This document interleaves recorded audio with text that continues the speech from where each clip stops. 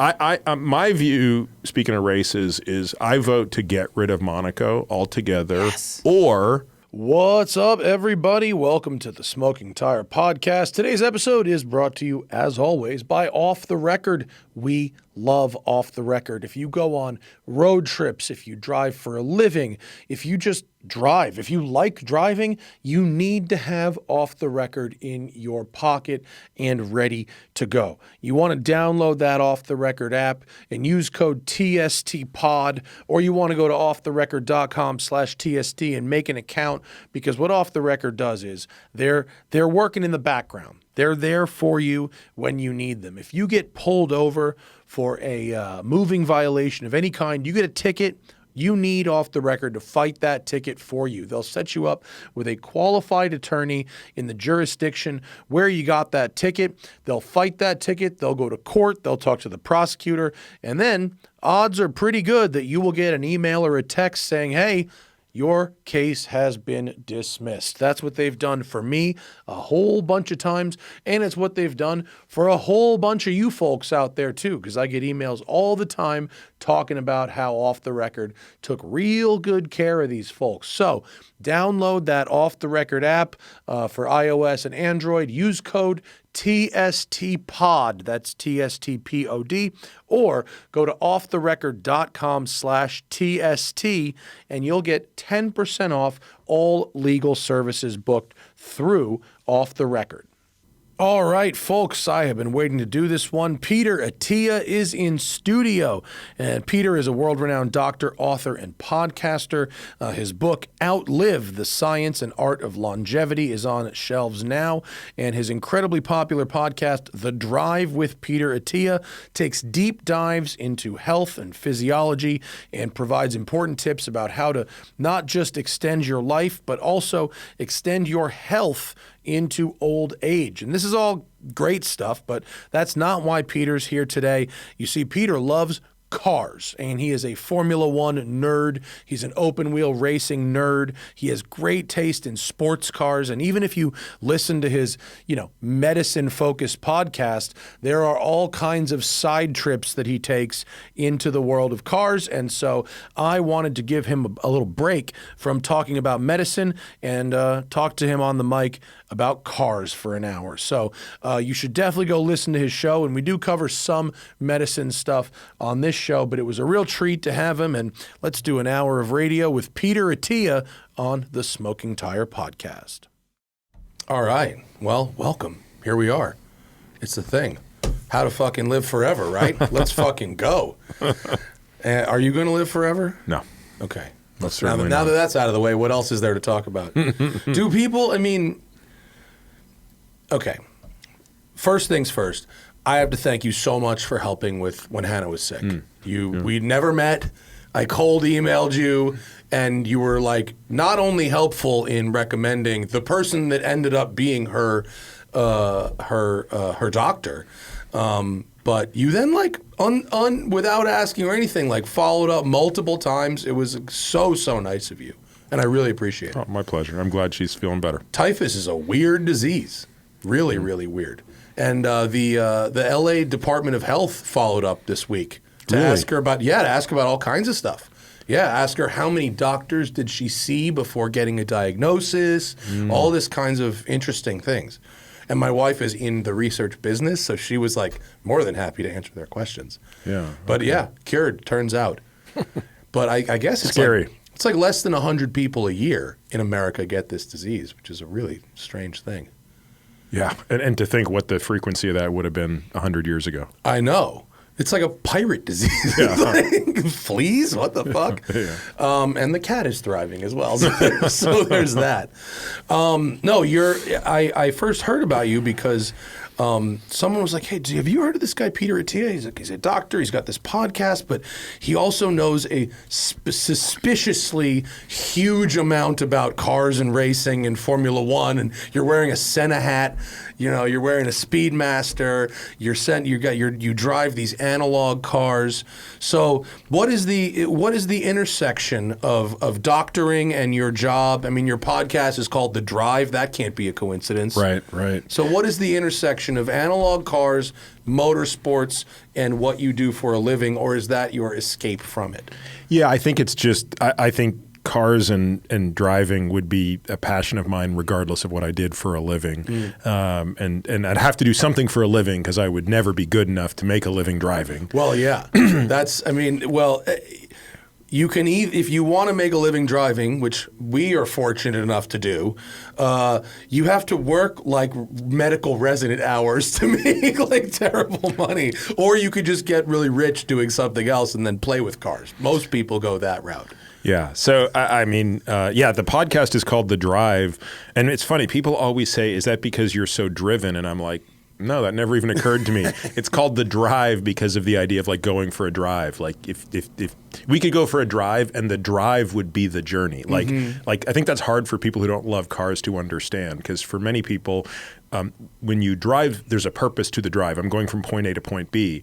But as I know you can appreciate, sometimes I just want to drive, and there's no purpose. I'm literally coming right back home. The drive is the activity. The drive is the activity. Yeah. And for me, that's kind of how I think of my podcast. It's like, it's an intellectual drive. Like it's an exploration of a topic, and the exploration is the pleasure, even if it's not prescriptive and it comes down to, okay, like you got to do this, you got to do this, you got to do this. I mean, that might come out of it, but it's the exploration that is the journey.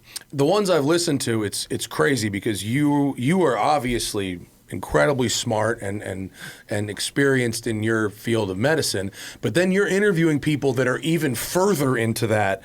And it's like, as someone who doesn't know anything about that, I'm trying to follow along with the lingo, and I feel like I'm getting like 60% of it. I'm really trying, but like I can feel myself like forcing my brain to like try to learn by following along. You know? Well, it's like doing a lead follow, right? Where the person doing the lead is going to push. If you have a really good lead follow, this person's going to push you right to your limit. Right. So what did your car journey start with? Oh God, let's see. I mean, the first sort of nice car I got would have been a 335i. You know. Okay, cool. Oh, you mean like the actual love of cars? Yeah, the actual love of cars. Oh, I think that started just. I think that's just sort of a binary thing. I mean, I think kids just love cars. Was there like an issue of a magazine that you saw, or a car where it was like, this is the thing?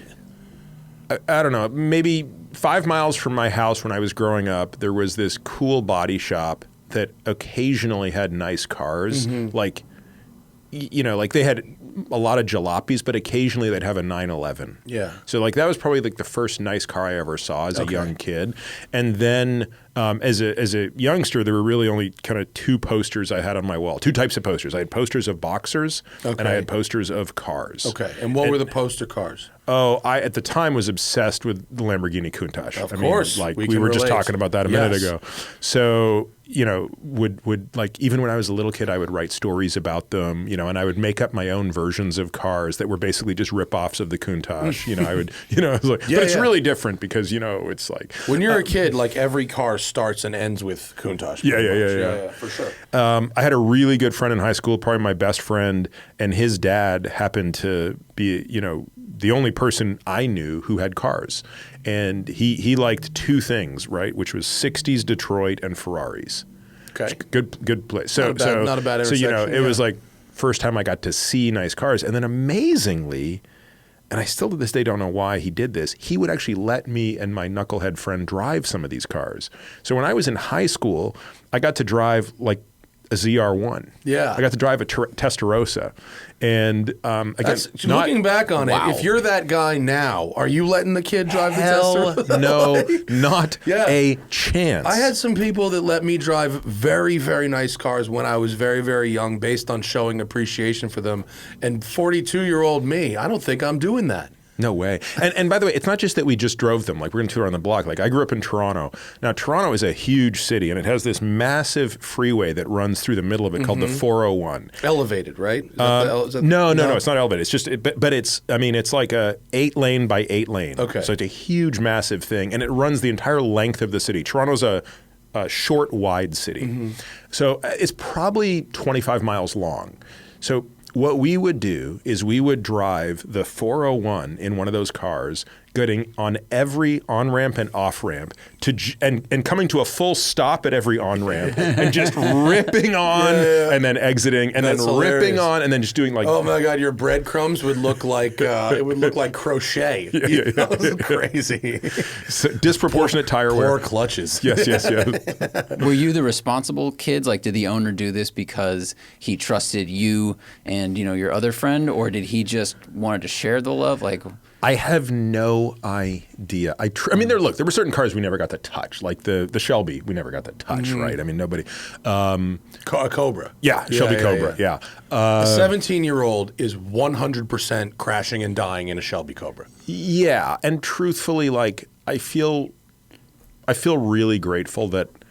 Like there were moments in my life when I've done really dumb things in cars, especially before I learned how to drive, like before I got my racing license and spent a lot of time on a track, where you just realize, like, boy, I dodged some bullets. Like there were times when I was way too greedy with the throttle. Sure. And there were certain cars when, like, I would have never got away with that. Like and like he also never let us touch the '67 Vet, which was immaculate. Yeah. So there were a couple cars he, I guess, was smart enough to know we should never be That's touching. funny, but the Testarossa, no problem. How about that?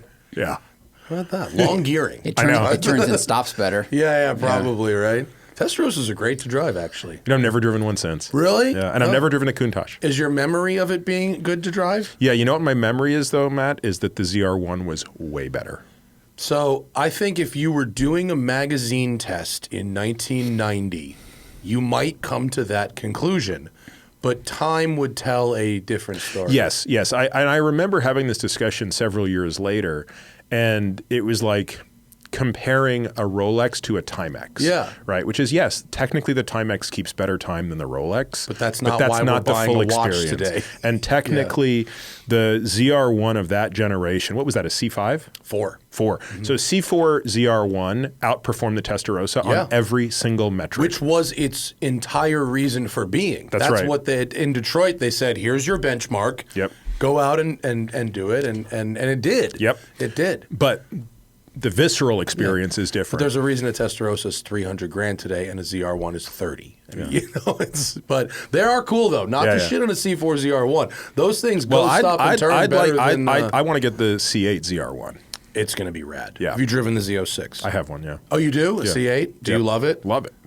That's a hell of a car. That is a car that I have put a lot of track time into. Yeah. It is super enjoyable. And have you driven a 458 Special, or do you own it? Only a 458, not a Special. They reverse engineered the Special and then went up. So it might be safe to say that the noise of the C8 Z06 might be one of the best sounds ever. It's outside very, the car. very good. And when you start that thing up, it's not the loudest. Like there are louder cars, but I just think the visceral rumble of that V8 is, I think it's one of the greatest sounds I've ever heard. Now, I've never had a V10, so I know that you could really make an acoustic argument that the V10 is the pinnacle of sound. Certain V10s. Yeah, in F1. In F1. Oh, in F1? Yes. Oh, yeah, you sent me the video, the Judd. Yeah. The Judd V10 is not, that's not a Viper V10. That's a different V10. Yeah. Which, by the way, if you ever, I mean, I was at, where was I this year? Oh, I was at Imola, and they had a Judd V10. Senna Yeah. Is that where you got the hat? No, I've had this forever. Okay. They had a Judd V10 there. That'll actually break your eardrums. They are crazy. Yeah. We have a friend who put one in a drift car. Like, I mean, why wouldn't you? But like, yikes! yeah, that's crazy. Yeah. All right, so wow, you got in high school we got Testarossa and ZR1 seat time, not bad. Yeah. So what was your first driver training? I did fast driver training. Yeah. No, I did my license in 2014 with Skip Barber. Oh, okay. So cool. I went through their whole they have that. I forget how it worked, but there was like 2 programs you did. Like the basic, like and you the do a 3-day advanced and then a 2-day racer school or something like that. What track? I did all of it at Laguna Seca. Oh, well, that's a great place to learn. Yeah, What'd you drive? Miatas? No, I did the Formula cars. Oh, I hate those things. I love them. I don't. Maybe you're the right size and shape for them, but I am not. It's a fucking death trap. Those things. I don't like open wheel. But that's a great place to do a school, though. I know. About that. Oh no! What a track! I mean, do you remember your instructor's name? yeah, I do, because the head instructor was Thomas Merrill, who we immediately became friends. And to this day, he's still my sim driving coach. No longer do I work with Thomas in person because I moved from California to Texas 4 years ago, but I still work with Thomas in iRacing. Okay. So do you use iRacing as a sim? I haven't made the time for myself. I have used it before, but I don't like regularly. So do you guys race each other, or does he watch your like telemetry? Exactly. He comes in the car with me, so he can virtually see everything I'm doing, and so we just train. So it'll be like, okay, today I want to work on this car, this circuit, and like, we'll spend 90 minutes in doing that. You got a sweet rig? I do have a pretty nice rig. Nice. Yeah. So do you think that was money well spent on the sweet rig? Absolutely. I think it is absolutely money well spent. And we're just getting to the point now. So my rig moves with 3 degrees of movement, so it doesn't have yaw. But, for the past 4 years, we've been kind of just waiting for that technology to be good enough. And I think it is now. So the next one I'm building, which will be ready in a year, will have the full 6 degrees of motion, including yaw. And I think 6 degrees or 6 axis? So sorry, yeah. So it's like right? 1, 2, 3, 4, 5, 6. That's the full motion. Yes, it's full motion. Six is full motion. Yeah. We've got the CXC right up the road here that has some serious rigs that I've gotten to go play on, which is really fun. And I think it's hard to get it right because, I've talked to guys in F1 who have $2 million sims, but if the motion isn't right, it's actually a distraction, and it's actually counterproductive. And it turns out it's not the magnitude of the motion; it's getting the timing right. Like and again, everything is about yaw, because that's the only way you want to be able to feel oversteer before you see it or hear it. And that's the hardest thing. Goggles or screens? I have always come back to screens. Every time I've tried to go goggles, which I do about every year, 2 years. Dizzy? No, I just end up returning them. The refresh rate's not fast enough for what we're doing. For what because here's the thing, like a flight simulator, you don't need much of a refresh rate, because even though planes move fast, your background is so far away, it doesn't really matter. But in a car, if you're going 200 miles an hour down a track, like you have to be able to see everything. And again, I haven't looked in a while, so maybe someone will hear this and say, no, they're totally fine now. But they always say that. Yeah, they're just not there. They don't have the resolution. They don't have the refresh rate. In about 5 minutes if I try to do the goggles. I'm not into it. I think like Honda's Indy program, they use a giant screen. Like the pros, I don't think are on goggles because the refresh rate's not there. And granted, they have more money than a consumer, but I think the idea of the consumer goggles where you can look where you want to go is cool. But if the refresh rate's not there, you're just going to feel sick. Yeah, the one I'm building, we were going to go with projectors because they're a little more, sort of immersive, but they also don't have the resolution. So we're actually going to go with 3 85-inch monitors, and that's by the way, you're doing that at 1/10 the price of the projectors. I just did one that was a spherical screen. Yeah, that's what I have. I have that now. Fucking it's nuts. it's pretty cool. It's big. It was like 8 feet tall. Oh, mine's not that big. This was big. It was really crazy. I learned the Las Vegas circuit when I went out, because I got I got 5 laps at 2 in the morning, and that was all I got. So I got. What'd you drive? An Aston Martin road car. Yeah, it was fun as hell. Drove down the strip at 173 miles an hour. That's pretty cool. Don't usually get to do that. Didn't hit a pothole. Fair, but no. But I'll tell you what, I didn't notice it until the video later, but when I hit the brakes, sparks were flying out of the ceramic brakes, which I've never seen before, and I'm happy they worked. That's awesome. The track was cool, though. I did enjoy it. Ended up being a much better race than I expected. Yeah, it was a good race. It was fun. The whole thing turned out to be fun. I mean, people's complaints about traffic and whatever, fine. But the whole venue was actually really great, and the race was good, which is important. It probably was it the best race of the year last year? I'd say top 5. Top whatever. It was up there for sure. It was very exciting. Yeah. It was good. My view, speaking of races, is I vote to get rid of Monaco altogether, or. Folks, got to take a quick break from the show for today's sponsor, Delete Me. Listen, this is a very important service, Delete Me, and you got to hear me out on this one, because odds are that you or someone you know has been the victim of identity theft. It could be they could have been harassed or scammed, or they or you get tons of spam, tons of robocalls. You know how that happens? It's because your online data that comes from the convenience we all like about online shopping and mailing lists and just buying things and existing online, your data gets sold through data brokers, and then it becomes usable for and purchasable by all kinds of people. We're easy targets because we love our online convenience, but we can protect ourselves and get peace of mind with Delete Me.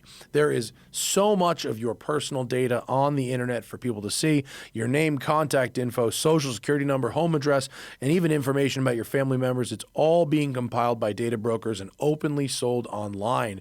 People can get your private information, which can lead to all kinds of bad things: identity theft, phishing attempts, harassment, spam calls, and more. But now you can protect your privacy with Delete Me. Delete Me finds and removes any personal information that you don't want online and make sure that it stays off. Delete Me is a subscription service that removes your personal information from the largest people search databases on the web, and in the process helps prevent potential ID theft, doxing, and phishing scams. And it's very easy, right? You just sign up and provide Delete Me with exactly the information that you want deleted. Their experts take it from there. Delete Me will then send you regular personalized privacy reports showing what info they found, where they found it, and what they removed. And Delete Me is not just a one-time service. Delete Me is always working for you, monitoring and removing the personal information you don't want on the internet. To put it simply, Delete Me does all the hard work of wiping you and your family's personal info off the web. That's why data brokers hate Delete Me.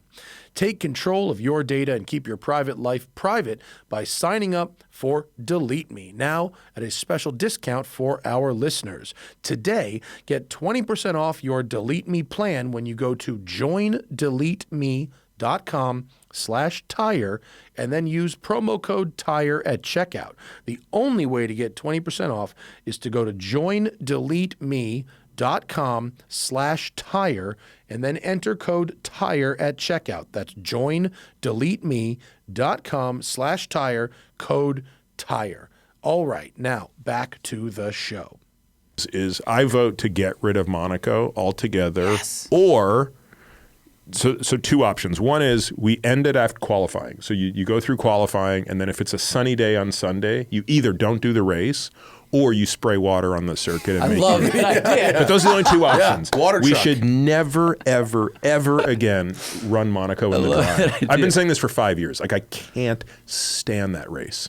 Because of boredom or because of Absolute danger? boredom. It is a parade, dude. Yeah, if it is not, dry, I mean, it's a not parade. great. And Have you been in person? I have not. It's worth seeing. No, in person. I've heard that it's like I've been invited so many times. Yeah. I just can't bring myself to go out of my frustration with the circuit. Yeah, I mean, I understand. It's not a great race, Yeah. but it's a great theatrical spectacle that's probably worth seeing once. Yeah. I think they should make them drive like those Skip Barber cars, like little Exactly. skinny tires, like on snow tires or something. That would be awesome. Yeah, or make it like literally like a go-kart race or something. You know, that would be rad. It's just Yeah. not. It's not meant for driving these long, bad turning radius cars we've got now. It doesn't make any sense. But it is.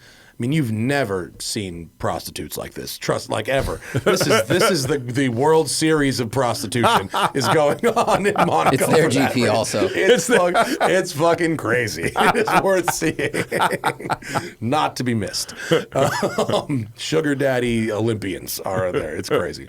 So you get your racing license, 2014, Skip Yeah. Barber. Yeah. Did you then just go racing? Nope. Just started hammering on the track. Just Okay. track. And what was your track car of choice? So started out with an E30, spec E30. Oh, great choice. Yeah. Great car to learn driving in. Yeah. So then went from a spec E30 to a spec E46, and then interestingly car. had this. So I was, and all my driving was at Buttonwillow because at the time I lived in San Diego. Buttonwillow, and I obviously Thermal's closer, but you have to be a member. So Buttonwillow was great, and probably still is great because there just wasn't that much demand for it. So I could go there anytime I wanted and basically have the track to myself. You paid a couple $100, and they still do like the test and tune sessions. Exactly. Cheap, yeah. And so I'll never forget the day when everything changed, which was I'm driving either the E30 or the E46, I don't remember, and I'm going into Phil Hill. So do you know that track pretty well? Yeah. So I'm coming around, getting ready to go into Phil Hill, and out of nowhere, this open wheel Formula car zips past me like I am not moving. Right? He's not even on the brakes. Just and after my session, pull into the pits, and I'm like, Thomas, what was that? He goes, oh, that was a Formula Renault. And I'm like, he goes, yeah, let's go check it out. I go check it out. I'm like, okay, that's what I want. And from that moment on, I just became obsessed with open wheel. Okay. Yeah. So is that what you drive on track now? Is open wheel cars? Yeah, it depends on the track, but if I'm at Coda or something like that, I'm driving like a Formula Pro Mazda. Oh, awesome. Yeah. That's fucking crazy. It's not good for So living forever. It's diametrically opposed to your job. Knock wood, of course, but Well, now, I mean, do they have modern safety standards? If you it has a carbon monocoque. Yeah, so then that's just. And what motor is in those? Driving something else. That's got a rotor. Oh, it's a rotary. Yeah. Oh, wow. Yeah. Speaking of not being able to hear much. Yeah. That's crazy. Yeah, we're actually talking about maybe putting a Honda into it, tuning it up a little bit, because it makes a decent horsepower, right? Like the car weighs probably 500 kilos, probably 250 horsepower, but I think good. Like right now, my dream car, which seems unacquirable, is the Dallara F3 from the 2017, 2018 season before they went. So they went from the Dallara F3 to naturally aspirated to the turbo one to the Leger. Yeah. And most people I speak to who have driven across this entire spectrum say that the naturally aspirated Dallara F3, some with halo, some without, is probably the best car ever. And why is this not Why is it not available? Yeah. Because it's not being made anymore, and frankly, everybody in F1 and F2 is driving it as a training car because it's just got the perfect. So no one's selling. No one's selling. They all just have them. Yeah. In fact, I've been contacting. I've got a friend of mine who's an F1 driver whose driving coach has been helping me try to find one, and it's insane. Like it would cost the same to just have Dallara build me a new one. Oh, wow. Okay. But it's not the sort of thing you just want one of. Like if you're going to have a European car in the US, you have to have two of everything because otherwise you're never going to. So it's just at this point it's kind of cost prohibitive. So I think it's maybe worth investing more into just putting a slightly more powerful engine in the Formula Pro Mazda and kind of went from there. But look, I just think these cars are, I don't know, they're just so fun to drive. There's something about them to me that is like the most enjoyable thing in the world. Well, I mean, if you're pushing the limits of human fitness, I mean that the reflexes required to drive an open wheel car very fast are sort of at the limit of human performance, right? I mean, look, I clearly am not able to take that car to its limits. I'm well inside of its performance. So meaning when I'm at my limit, I'm still well inside that car's limit, of course. But one, I don't know, have you driven a lot of open wheel? No, because I don't really fit in them so good. So I've tried a few, and frankly, I've hated it. And so I like a GT car. You put me in a 992 Cup car, where I can move my arms, and turn my head, and I'm happy. They're so different. Yeah. And it's not that one's easier or not. I think they both have their challenges. For me, the challenge is going back and forth between them, and that's actually where the sim becomes helpful. Is like how do you go from driving, like when I was going down the rabbit hole and spending a lot of time in the Z06. I mean, it's a totally different car. Like the way you drive the Z06 is totally different from the way you drive a Formula car. Yeah. The weight transfer and all that stuff. Everything, just the way you exit corners, the way you brake. Again, in the Formula Pro Mazda, you don't have ABS, you don't have power steering. But you're also braking at like the one. Oh my God! Like how late we can brake in those cars is remarkable. Yeah. Yeah. That you even the best street cars you can't do stuff. No, not even close. Yeah. We just had the Lucid Sapphire on track, which is 1,200 horsepower, and we were out there. And which track? we were at Sonoma, Okay. which was really fun. It's too much power for that track. Yeah. But there's 1, 2, 3, 4, 5, and the car's going so fast. So when you're when you're going into turn 1, you Yeah. can't be full throttle in that car. No, you cannot. Yeah, see, in a Formula car, you're full throttle. Yeah. And in slower GT cars, Like a Miata or something. yeah, like and a that. Miata, or even I mean, even like a spec Mustang or something like that. Like, you're pretty much full throttle all the way up the hill. This thing is 1,200 horsepower on road tires. Like, you are not full throttle. Oh, yeah. You're hitting the brakes at 130 before you turn up the hill. I mean, it's a big girl. But they need to extend. They need extra numbers for that. Even with 10-piston ceramic brakes, you need to be braking at what would be the 6 for some of these corners. Although, I'll tell you, a car that surprised me in terms of how late you could brake was the Senna, McLaren Senna. Yeah.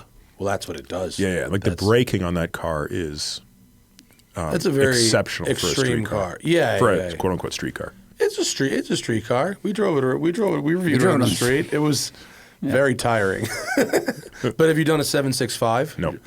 765 is like almost all the good things about the Senna, but like a little more usable. A little more civilized.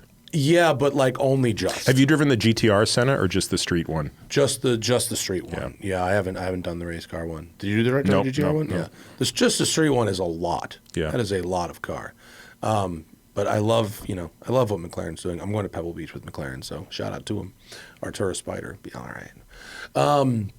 So has the open wheel stuff? It hasn't totally ruined closed cockpit cars for you, right? No. You've got your street cars as well, right? Yeah. So you got an ST. Yeah. Can we talk? Is that okay? Can Yeah, I say yeah. that you got an ST? Yeah, I'm very jealous. He sent me pictures. It's fucking nice. Tan interior. It's pretty exceptional. Did you hit break-in yet? No, I'm at so break-in is 932. I'm at probably 700. 932. Well, because it's 1,500 kilometers, which okay. is 900. But it tells you every time you fire it up. It's hilarious. So Porsches. It's 932 miles. Who cares? They're just fucking with me now. This makes no sense. Yeah. I am positive that that's not the case, but it's like the downside of it's like, okay, fine. For sure, but you can still feel the awesome within the break-in. Yes, the problem is, as you know, because you've done a nice review on the car, with that single flywheel clutch, you're really struggling when you can only go to 6,500 RPM. Yeah. Like, that thing drops so fast. Yeah. So what I'm really looking forward to is taking it to 8,500 and 9,000 every time I shift. Yeah, you actually have to feather the throttle in between shifts. I Otherwise it remember when I drops too pulled much. out for the first time, and I was like, I'm glad nobody was in the car with me, because you would have thought it was my first time driving stick. Not for stalling, but just for how jerky it was. It's tricky. Yeah. It's not an amateur's car. You need to like be able to adjust your technique on the fly for that car. But it's very special. My wife loves driving stick, so she loves the car. Well, that's bonus. Oh yeah. So shared sports cars? Look, I don't buy these things for me, Matt. They're for her. It's not about me. I don't. Not at all rehearsed. That's perfect. My wife could drive any of my cars that she wants to, but she has absolutely no interest in driving stick. And I'm like, you're missing out on some shit, honey. And she just doesn't care. So my wife will not get in a car with me on the track because she really gets motion sick, and I actually think she'd be okay if she looked far enough down track, but she's not willing to do it. My daughter does. So I've driven my daughter around for hot laps, and she loves it. And then I brought my daughter drifting for the first time last month. That's the best. Guys, just one more quick break. A reminder that my WCCS hats are now for sale in our store. This has been by far the most requested piece of merch, and now you can get one for yourself. Beautifully embroidered, flex fit, fitting everybody. Head over to thesmokingtireshop.com or go to thesmokingtire.com and click on that shop banner, and that'll take you over there. They are in the store now. Get it while you can. And she already knew. I already taught her how to drive stick, so I couldn't believe how quickly she picked it up. Is there a drifting school at COTA or something? No. There's something better. It's called the Texas Drift Academy. Oh. And it's a buddy of mine, Josh Robinson, who's a pro drifter, runs this school. And wait, I know Josh. Do you know Josh? Yeah, I've met Josh before. Okay, yeah. Okay, cool, yeah. Yeah, so it's like he runs a school kind of it's probably like between San Marcos and San Antonio. Okay. Yeah. So it's like hour Drifting 15. school is just the best. Oh my God. We've got one here at Willow Springs called Drift 101. It's fantastic. Yeah. It doesn't get a lot more fun than properly sliding a car. Yeah, my daughter was like, I was like, Olivia, you're going to come drifting with me. And she's like, okay. And I was like, no, trust me, you're going to love this. And she was like, all right. And then, and you were after right. the first session she's like, this is the best. greatest Yeah, it's the thing best. ever. It is. She's like, when can we go back? Yeah. So and then you told me about you have a 92 NSX. Yeah. Did you choose that variant of the NSX for a specific reason? Yeah. Why? So a couple of years ago, I was really fortunate. I was in Brazil for Interlagos, and my friends that I was with said, hey, we got a special surprise for you tonight. We're going to go have dinner with Senna's brother, Leo. Oh, cool. Yeah. So we went to Leo's house, and not nicest guy. And he said, come here, I want to show you something. And we went down into his garage, and he's got no. The red car, it's the black car, which was really the one, like it was his favorite car. So he has a black NSX. The red one was like his Portugal car. Yeah, which he then his, like, sold. vacation And so car. that one that just went, everyone sent that to me, and they're like, you got to get this, you got to get this. And I was like, no, that's not the Senna car. The Senna car is the one in Sao Paulo. That's the one that he drove every day, and that's his brother's now. Okay. And so we went down, he's like, look, why don't you start it up? And I'm like, are you kidding me? You're going to let me sit in this car? I mean, it was just the most beautiful thing, right? Did you get like the warmth? Did you get the vibe? Oh, yeah. So That kind of shit happens. yeah, so I was like, this is the car I want. Yeah. And so finally, when I got a chance to get one, that's the one I have. So it's the same car. Not that car. No. Okay. I'm saying But the like 92, yeah, I wanted right, that. right, I got wanted it, that. yeah. I wanted that black Okay, spec. so it's an emotional thing. Yes. It's not like you're not like, well, it has to be the one without the power steering and then this and then that. Okay. Nope. Makes total sense. Yeah. When I went to The lack of power steering is comical in that car. Yeah. It is like it is Yeah. the most Armstrong steering of any car I've ever driven. Yeah, it's weird that they more didn't put more it than in. the Formula cars, which can be pretty tough. I'll tell you what, have you ever driven a Ferrari 328? Never. So, Honda said they benchmarked the 328 and they said, take everything about this car and make it better. Yeah. And so if you think that is heavy, get in the 328, because I had one of those. And then Porsche looked at the NSX and said, make all this better, here's a Boxster. Yeah. So I actually had all three of those cars at once, so it was really fun to go between the lineage. And which one did you like the most if you were driving them all together?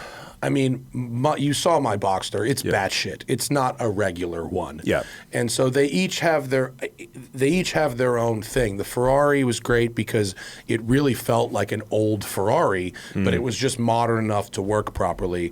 The NSX is great because everything is light. Mine has power steering, but the shifter, the pedals, everything is so light. You've driven my NSX. I have. Yeah. Yeah. The steering's really heavy when you're going slowly. What's so beautiful about that car, and that might be my wife's favorite car, by Mm-hmm. the way. Like she is obsessed with that car, and I think it's just a beautiful throwback to when you didn't. Not that I mind having 600 horsepower, but you're not really using 600 horsepower when you're tooling around the freeway. Sure.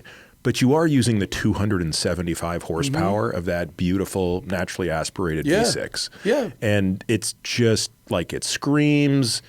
And the visibility in it is like nothing I've ever experienced. You're so low that when I drove my NSX the other day and I went, it's the only car I've driven recently that feels like you're going 20% faster than you're actually going. That's right.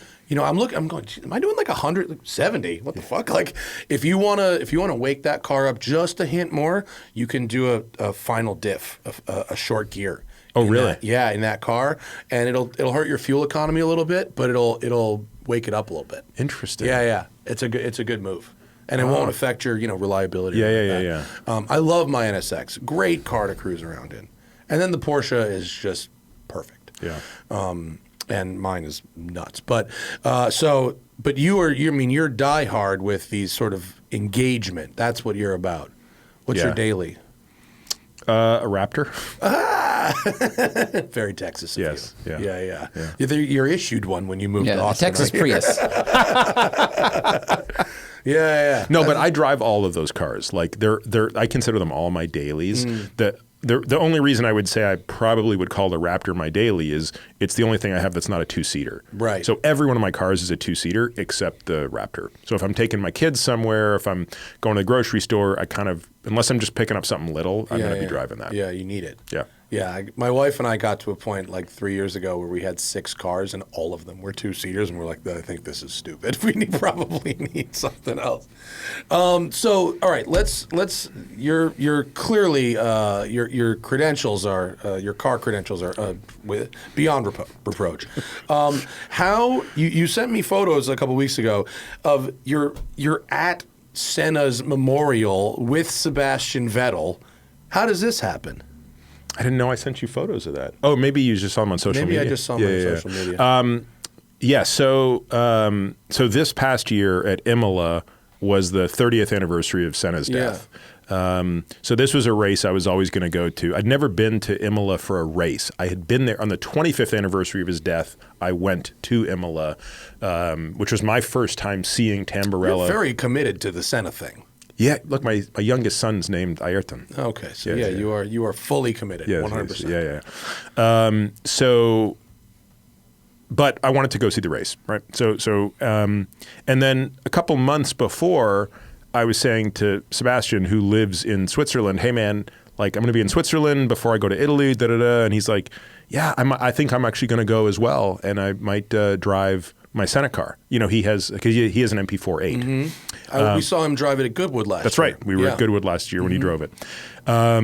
So anyway, so that's just what happened. So so Sebastian and I drove from Zurich to. Well, that's pretty awesome. No, it was awesome. I'll tell you what was really amazing. What did you drive from Zurich to Imola? A van. You want to know what's cool? This is actually really funny. This is like a very subtle example of like what a driver at that level can do that's really easy. So it's a long drive, right? It's probably like a 6-7 hour drive. And at some point, Seb put his right leg over the console and just started driving with his left leg, feathering throttle and brake left foot. That's actually really hard to do. Oh, okay. So he's stretching out his right leg and he just switches feet and is driving with the other feet. Without missing a beat. Yeah, I suppose that is hard. If you've ever injured your right foot and been forced to do it, it would be kind of awkward. Yeah, because I left foot brake in formula cars, sure. And it's very easy. Without power brakes, it's pretty easy. With power brakes, it's tricky. That's right. But yeah, exactly. In the modern cars, for me at least, it's a lot harder to left foot brake. Totally. Let alone, have the fidelity. So anyway, so we... You need to like use your toe to left foot brake in a modern car. Yeah. So, but it was really cool because we got down to Maranello that night, and then there's this really, really small mom and pop Italian restaurant right next to the factory. Oh, the Montana. Is that what it's called? Like Enzo's favorite restaurant? Probably. Yeah. But it's got just pictures. Montana. It's got all the pictures of. Yeah. So you walk in there, and it is like a living memorial to every Ferrari driver. But there are two who are featured more prominently than all others, which are Michael and Sebastian. Mm-hmm. So he's the king of the universe. They love him. And so we walk in and everybody cannot believe he's there. So obviously the owners knew we were coming because they saved us a table for us. But the fans were they just couldn't believe it. And it was just incredible to see all of these people that just, were so happy to see him. And then also just to see the heritage in the wall, all the pictures going, you've got Villeneuve, you've got Lauda, you've got all the drivers there, including the moderns, right? So then, you've got great pictures of Charles and Carlos. To go there with Seb, that's pretty sweet. Yeah, it was great. And just to see how much everybody there loves him. Yeah. Right? The family, meaning the family that ran this restaurant forever. It'd be interesting to see what happened if you brought someone who never raced for Ferrari there. You show up with Verstappen. Yeah. See how that goes. That's interesting. It's interesting. Who would be the biggest? Who would they dislike the most? Mm. Well, I'll tell you, it's interesting. Maybe Senna. Yeah, but although it's funny that we talked about that night because someone there, and I can't remember who it was, but it was someone from the family.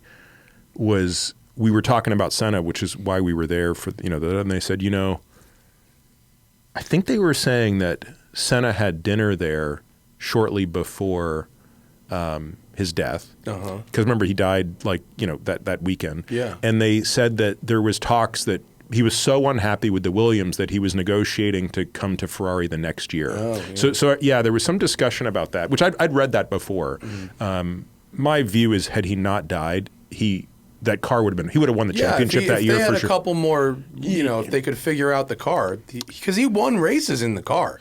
Never, no. Did he not win? Oh, he was on pole. He was on pole for all 3 races. Yeah. He was pole 1, 2, 3, and then died in the 3rd race. Yeah. But so he's Leclerc, just but like Damon Hill. Also Matt Damon. Yeah. But Damon Hill went into the final race of the season 1 point behind Schumacher and would have won the championship if his suspension hadn't have broken that race. So they figured out that car over the course of the year. Yeah.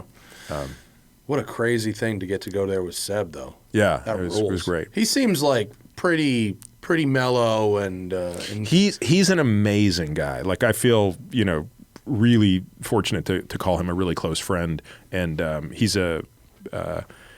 he's just a great human being. Like, he's like insanely curious, constantly in a state of learning, and just great, just everything about him is just wonderful. Amazing family. We spend a lot of time together as families and stuff like that. Yeah, he I actually took him drifting one day. Was he good? Matt, he was insane. Okay. No, but even Josh couldn't believe how quickly he picked it up. So, have you done tandems yet in drifting? Yeah. Yeah. He was doing tandems within 2.5 hours. That's pretty good. Sense. Yeah. Like, sometimes the hardcore grip guys can't quite figure it out. That's exactly what Josh said. It's usually the opposite. That you would, like, someone who is that good at driving in the fixed constraints of, you have to correct oversteer, it's very difficult to make that leap.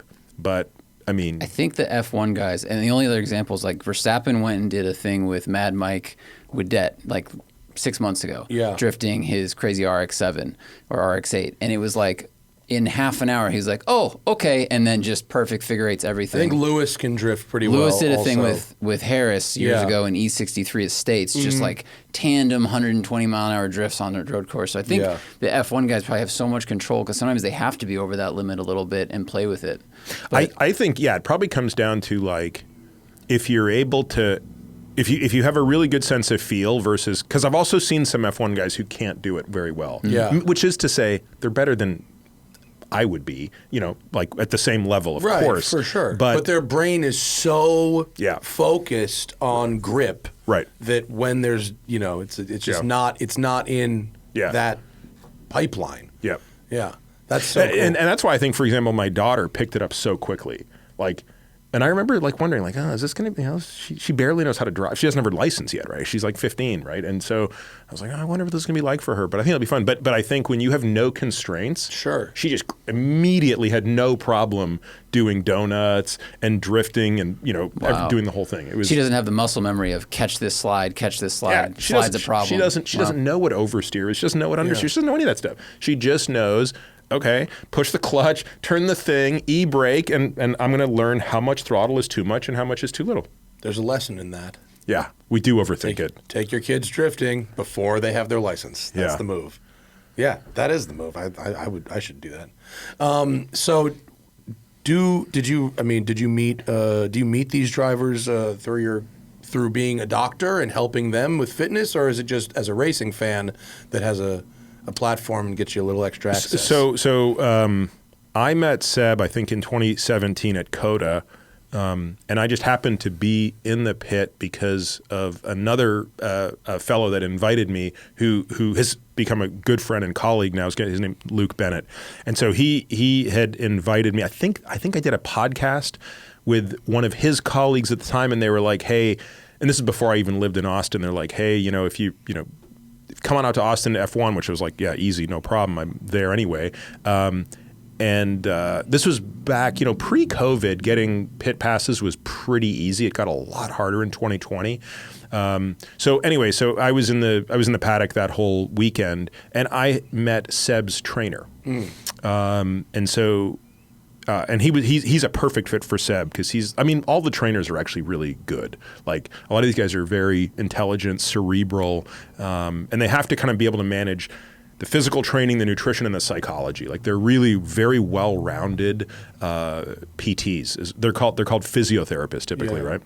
But they're really like, they have great backgrounds in sports science and stuff like that. So anyway, I spent the whole weekend with Attia and Luke, and then at the end of the weekend, I was just sitting there kind of talking with them, and Seb came up and said, hey, introduced himself, and we just got chit-chatting, and we just, it was clear we kind of had clicked. And so the next year for COTA, he just pinged me right before, and he goes, hey, I'm going to be in Austin, obviously, for the race. Let's grab breakfast on the Friday, before practice. That's and a so, nice text. And so anyway, that was the beginning of a friendship. Oh, that's great. Yeah. Do you train for driving? I mean, other than practicing driving? No, just the simulator. Okay, so just your general fitness. What do you? In other words, like in the car I drive, the G-forces are not so significant that I need to do neck training. But you have a history of back problems, though, right? Does driving? What do you do to keep your back okay? Because I've had 2 back surgeries, L4, L5, twice, and I'm pretty good now. Yeah. But I got to constantly be thinking about. Yeah, I've had multiple back surgeries, L5, S1. Yeah. This was 25 years ago. So,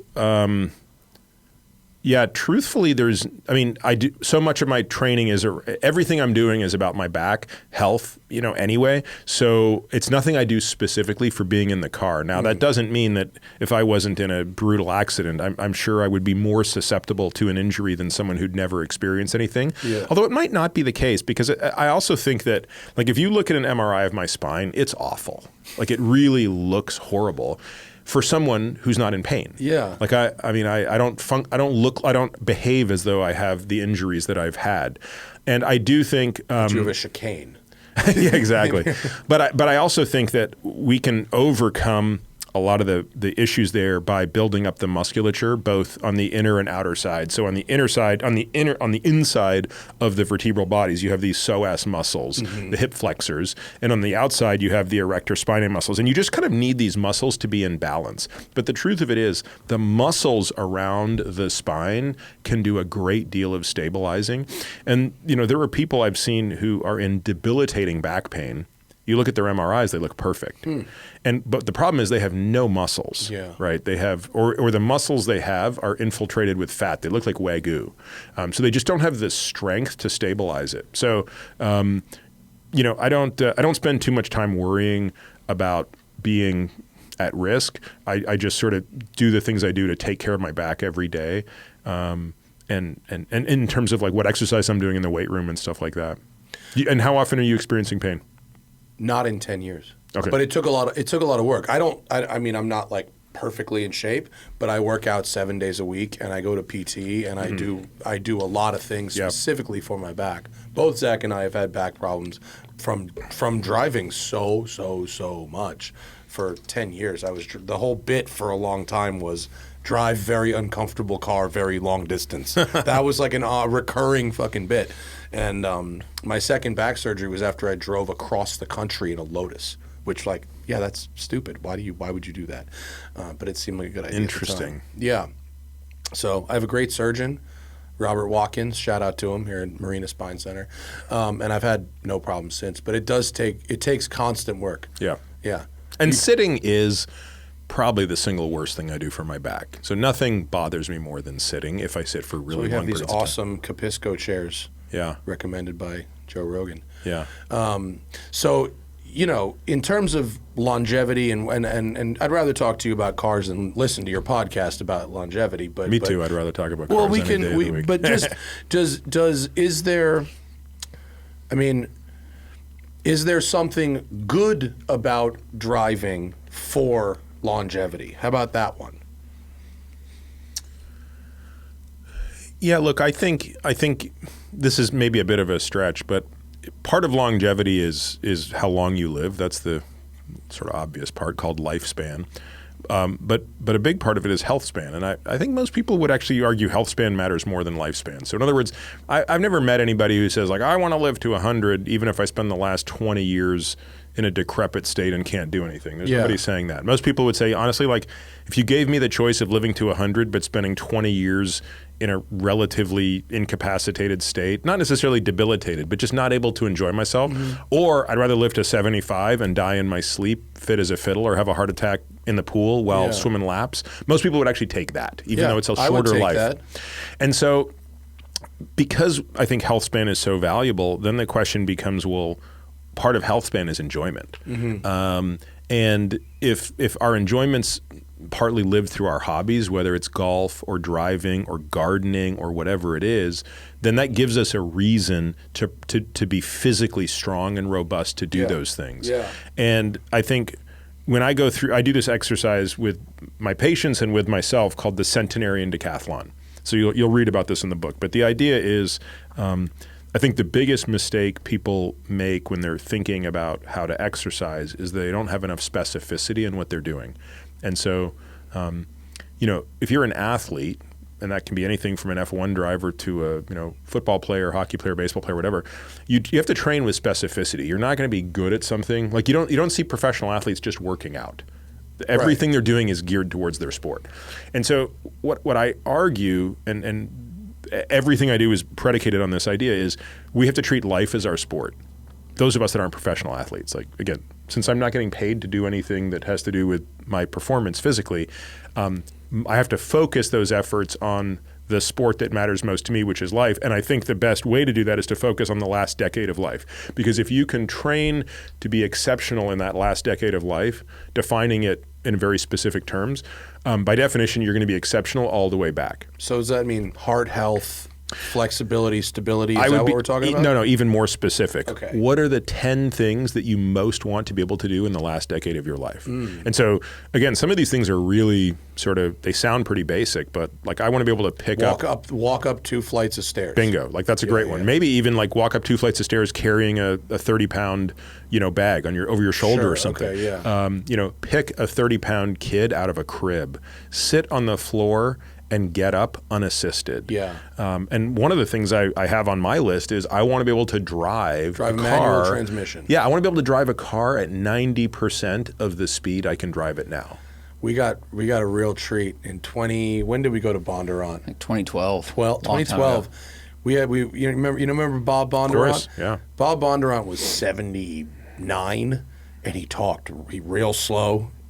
But he said, you know what I like to do? I like to take my ZR1 drifting every day. And he took us out, fucking ancient-ass Bob Bondurant, drifting the fuck out of a ZR1 at his track, destroyed a set of tires every day of his life. Oh, God bless him. And the guy could send it. It was unbelievable. The guy couldn't speak 8 words a minute, but he could hold figure 8s for a full set of tires. So he was focused on that one. God bless. Yeah, right? Yeah. His wife was like 5'10" with like huge tits and big blonde. I mean, it was crazy. Yeah, so look, I would argue that his drifting daily is a part of his longevity. Like that's a reason to get up in the morning and have something to be passionate about and excited about. Yeah. And look, I think there's probably, obviously people listening to this podcast are going to resonate with everything we're saying. If I was having this discussion on my podcast, 90% of people would be like, I don't even know what you guys are talking about. Like, this doesn't make any sense to me. And that's okay. But there's something you've got to find that makes sense to you. No, but like I had a bad skiing accident like 12 years ago, 13 years ago, and I tore both quad tendons. Yeah, it's like just bad enough to hurt a lot, but not bad enough where I needed surgery. And in fact, I've been told multiple times that I really couldn't have surgery. But I do a ton of knee and quad work. And one of the reasons I do so much is because I don't ever want to not be able to drive stick anymore. Yeah. Ever. And like that's super important. And it's a lot of work, but it's like the thing that I do. And it took years, but works. So when do we think the last manual transmission car rolls off the lot? Ooh, so that's a very good question. And I think that it will be the very last manual transmission car will be a car that costs millions of dollars. It will not be a affordable. It will not. No. And you start to see this now where the people spending 7 figures on cars, they don't want EVs. They don't want hybrids. They want Pagani's doing stick shifts. Koenigsegg is doing stick shifts. I didn't realize Koenig was doing it. Yeah, Koenigsegg will do stick shifts, and the companies that, and even with Rimac, they're not really selling a lot of those Naveras, which are unbelievably engineered, and the new Bugatti with CEO Mate Rimac is called the Tourbillon. It's got fucking no screens. It's got gears for attack. It's the same thing with the high-end watch market. The people paying all the money want to see and feel the engineering because that's what separates thing A from thing B. Yeah, I tell you, as a lifelong F1 fan, I have a real concern about the 26 reg, and I mean, it's actually possible I might I might have to stop watching F1 at some point, which I can't imagine. You're now beyond. I don't know what you're talking about. Explain to me like I'm 5. What is the problem here? Okay, so every few years, 5, but in every few years there's a regulation change in F1. So the last one we underwent was not 2014 we had a huge engine change. Mm-hmm. That was a significant change in the sport. That's when the car stopped sounding good. Right. That's when we went to this hybrid engine that, for all intents and purposes, that's the line in the sand beyond which you can no longer privately own an F1 car. Not that that's something that's on my horizon, but being around a lot of people that own F1 cars, everybody has said you can't drive a car that is 2014 or newer. The engines are way too complicated. They're not drivable anymore. Then you had this change in 2022, which was the aero change. Yeah, and the halos. Right. No. Halos came in 17, I think. So that was not part of an actual reg change. That was just introduced in the midst of a reg. But then the next big reg change that's coming is 2026 on the engines. And they're going more electric. But they've got these problems with them now, which is you don't have enough battery to get you down a straight. So the drivers are actually going to have to lift and coast before everything. And it's just so it's so difficult for me to sort of fathom. Like, it's already taken such a hit from a sound perspective in 2014. And I don't know. Do you think it's like F1's moral responsibility to be a leader in EV technology? Absolutely I not. don't think so. Absolutely not. I don't think it should be. No, absolutely not. First of all, it's total hypocrisy and nonsense. Yeah. Let's just call a spade a spade. Flying all the semi-trucks around the world. The amount of fuel consumed in a race. If you put every F1, if you put a V10 or a V12 naturally aspirated car that revved to 22,000 RPM in every F1 car on the grid, it would still consume less than about 0.3% of the total energy that sport consumes, relative to the entire circus of flying teams around the world. Running diesel generators for the transporters 24 hours a day. I think the entire thing is the greatest scam ever perpetuated on a race fan. And I think that we should just be honest and say this is a sport that is as much a visual spectacle as it is an auditory spectacle. And why are we depriving ourselves of that? Like, if you know where the hybrid technology would be great? Endurance racing. How about that? Where fuel efficiency is a major player, not in a race series where you're not even refueling during the race. Right. You know what I mean? Yeah. But even the current F1 technology is far too sophisticated for cars at this point. Like, it's like airplanes. Yeah, where F1, I think, frankly, brought more innovation was on safety. Mm-hmm. And I think that's valuable. But I think where they're going now is even more ridiculous. And I mean, obviously, if it ever went full electric, I don't think I wouldn't. Well, they've already got that, and it stinks. Exactly. Yeah, exactly. So, ever watch a Formula E race? I can't. It stinks. Yeah, it's just not remotely interesting. Thanks. Yeah. I mean, electrification has its place. Like, I love an electric daily driver. I have no interest in electric race cars. Yeah. Except maybe Pikes Peak. Hill climb, okay, I got it. High altitude, no losses, sure, fine, okay, cool. That's what it takes. But I don't. Yeah, there's just something about ICEs that I will forever love, and frankly, naturally aspirated too. Like I've talked to a number of F1 drivers, and they all kind of say bring back a V10. I mean, that would be cool. Yeah. Or a small 12. Yeah. Small V12s are really delightful. I I'm optimistic about the downforce reduction because it's pretty huge. It's like 50% less. Yep. So acceleration will be a little bit higher, and maybe the cars will move more and cause some more like dramatic driving in a safe sense. But I think the total power output is still down, like at the end of the day with the engine. And so that might mean they're excited about like top speed being, I think 8 kilometers an hour higher or something like that. Yeah, but the which total nobody output cares per lap about. is lower. Yeah, exactly. Nobody cares about top speed. I actually think, I mean, I have this bold, crazy idea that everybody says is so idiotic and it could never happen. But if you think about the relationship between F1 and the FIA, like F1 is the most important thing in the FIA. Sure. There's nothing, I mean, the FIA covers everything, but nothing is more important than F1. And I don't think anybody in F1 wants this reg change, right? This is an FIA top-down. So what do you think is driving it? Oh, I think it's everything you said. I think it's just sort of just the optics. Stupid It's optics. just optics. Yeah, it's just stupid optics. So I actually think F1 should at least threaten to leave the FIA and say, you know what? Frexit. We're gonna govern ourselves. Okay. And of course, this would be a disaster. Make no mistake about it. Yeah. But it would be like the 60s where everyone's girlfriend is timing the laps. It'd be perfect.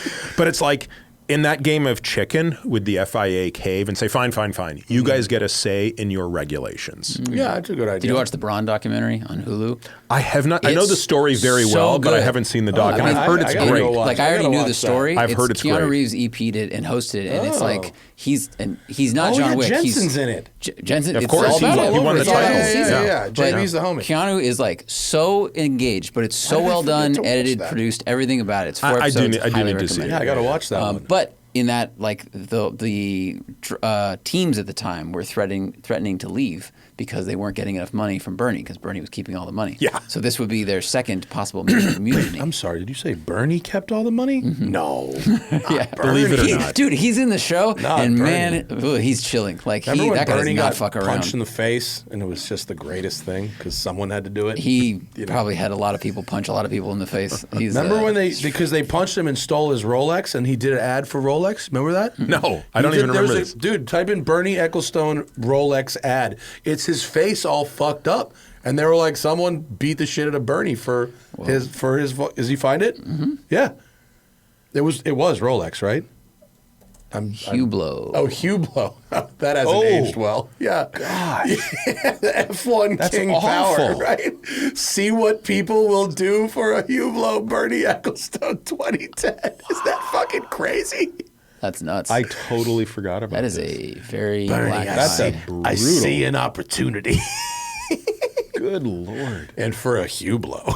Well, what's the Guess what best? people won't the do best. for a The best Hublot part of now? that story is like he clearly said no when the person said, "Give me your watch." Right? Like, I mean, do you know how many Fuck you, how many mate. how many Man. Richard meals have been stolen off F1 drivers?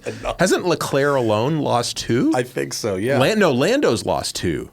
I think Lando's been robbed Leclerc, twice. Like, chase someone down and get it back? Sainz did. Sainz did? Yeah, Oh, yeah. yeah. Yeah, I mean, So like- there's, I think, 50% of all Richard meals ever made are just like handed to F1 drivers. Yeah, Great. yeah. Well, how high are their margins that they could sponsor all the teams? It's like not even I one just team. noticed. Do you know who Tadej Pogacar is? The No, guy who's who's going to that? win the Tour de France in a few days. Okay. He's wearing a Richard meal right now. Is It's he a wearing beautiful the maillot Prost, jaune? the Prost, the cycling one? No, he's got a yellow banded one that I Oh. think must have been made just for him.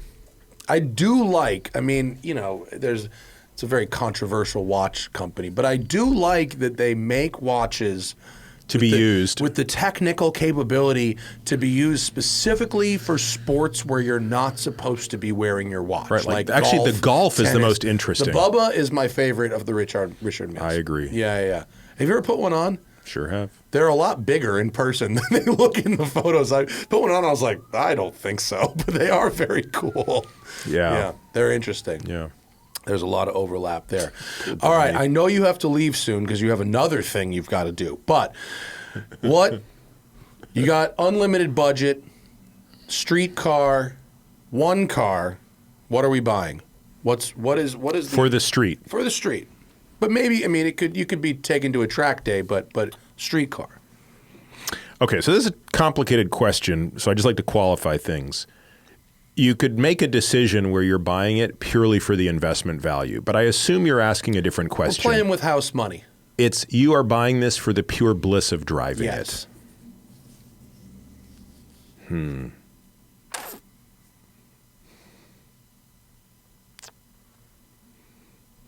Boy, oh boy. It's hard because when people do this to me and they say one, it's like there can't be one. Yeah, I mean, look, I can make cases for different cars, right? An F50 would be an attractive car for me to drive, right? F40, I realize it's more iconic, but honestly, I think I would actually enjoy it a bit less from a practical standpoint. We talked about the 959. Yeah. Love a 959.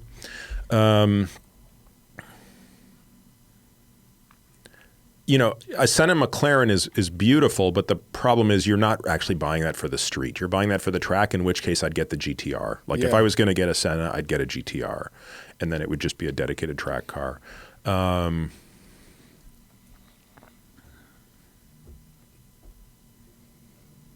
I mean, F50, 959, these are good choices.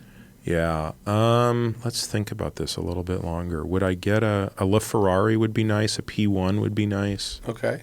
Yeah. Well, now you're getting into paddle shifters and hybrid systems. Yeah, but there's something about the P1 that was pretty awesome. Remember, that was... Actually, no, it was the 918 was the first street car to break a minute 30 at Laguna Seca, wasn't it? Possibly. Check me on this. Did it go 1 minute 29 seconds, 0.89 at Laguna Seca in 2015? I want to say that was the first time a streetcar broke 130. 129.9. There you go. 29.89. There you go. Another car would be the Yellowbird. We talked about that. Yeah, they're very special. Yeah. And very different from a 959. Oh, yeah, I bet. They're really, really neat. What about a Carrera GT? You seem like a naturally aspirated V10 man. I do. You know, I'll tell you a funny story. This is quoting Sebastian. He said there's only 2 cars he's ever driven that he described as actively trying to kill you. Oh. The Carrera GT and the F40. Okay. Huh. Yeah. This is not like an amazing car, but I just think it's beautiful, which is the 996 Vesuvio Carrera. Have you seen this Vesuvio colored Carrera?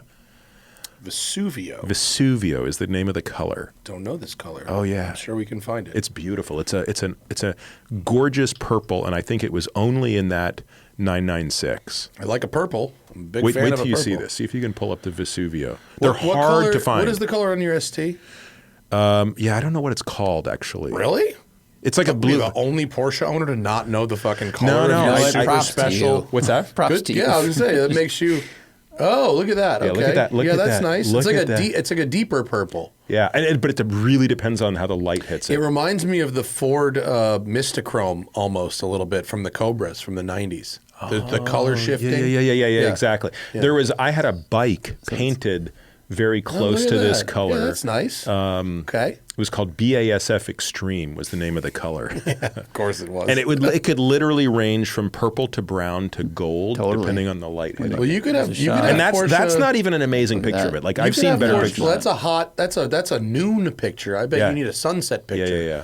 When I bought my air-cooled car, it was noon pictures like this, and it looked like trash. And then when I had intended to repaint it, when I went to go pick it up, it was at 5:30 p.m. and it looked incredible. And I was like, is this the same car? Like, where's the car? He's like, this is it. What did that go for? 20 grand, but that's What? 2018.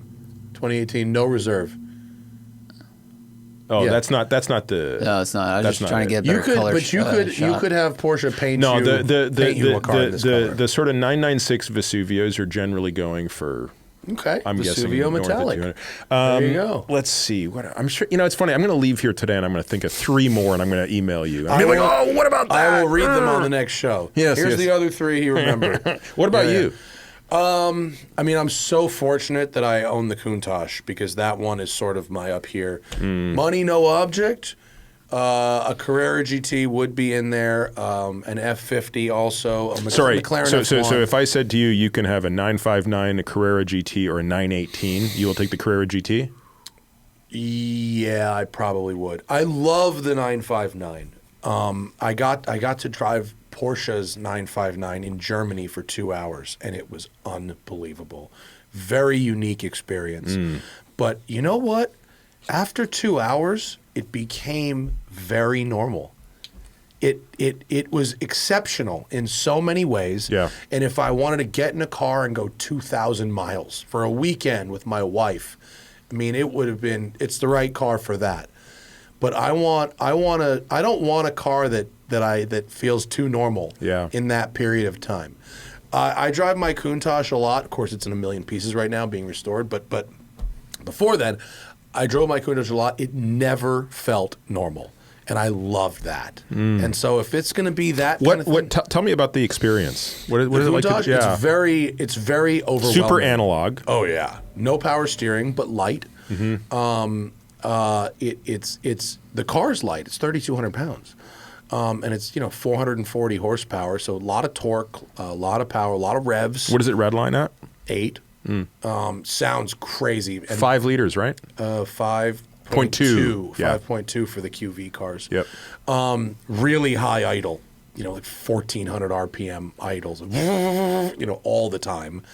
And once you're sitting in it, really comfortable, but you're laid down, really laid down, and you can't ever forget that this is what you're driving. It's inescapable. I mean, the windshield and the shape of everything, and just everything about it is just going Countach like all the time. And wherever you go with it, you are the winner. Yeah, you're the winner of life wherever you show up. Every time is yours red? Yeah. Every time I drove it, we'll drive it. Somebody says this is the first time I've ever seen one. Yeah. And it's just such a treat. I remember the first time I saw one. It was at the Monterey show, maybe 30 years ago. And it's like, it was at a gas station. Like I was heading to the Monterey show, and clearly someone who was heading there stopped to get gas. And I was like, no way. It's crazy. I mean, it's crazy. There's, where we live here, normal run-of-the-mill supercars are such an everyday occurrence. But you see one of those here, holy shit. The proportions are nuts, and it's just, it stops people in their tracks. And I don't drive it for other people. I drive it for me. But every time I see it, it's like, fuck, that's the thing. It's a very, very special thing. And totally unique, and never stops being exciting. But at the same time, it's a much better car than most people give it any credit. Yeah, I was about to say, my guess is that it was going to be undrivable. No, it's all right. It's not great in traffic. Yeah. But it's fine, and it's a great touring car. So rides really beautifully. The steering's really light. Handles all right. Brakes are decent enough. I mean, I wouldn't take it to a track day. Yeah. But it's great for what it is, for the nostalgia trip and the overwhelmingness of it. Hopefully, it's done next time you're in town, and we'll go out and you can try. Oh my God, that would be amazing. I don't let a lot of people try it, but you have the cred. You can try it.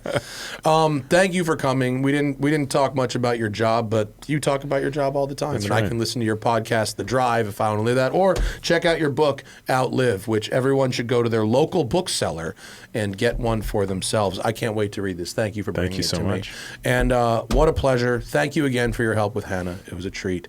And thanks for joining us today, Peter. Thank you for having me. Really appreciate it. Thanks, everybody. I'm sorry we didn't get to our Patreon questions today, but I was having too much goddamn fun. You'll just have to wait until next time. See you later. Bye.